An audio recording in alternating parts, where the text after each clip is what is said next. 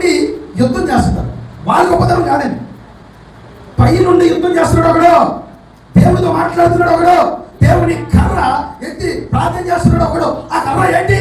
దేవుడికి సూచన అధికారము.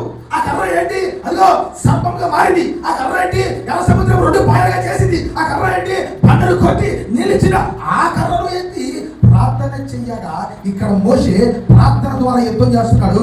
యెహోషువ దేవుని కృప చేత, దేవుని సహాయము చేత దేవుడే యుద్ధం నడిపిస్తున్నాడు. అంటే యుద్ధము యెహోవాదే. క్రైస్తవుడిగా ఉంటున్న మన బ్రతుకులు యుద్ధం చేయాలంటే మనకి ఉండవలసింది ఖడ్గాలో కర్రలో కాదు.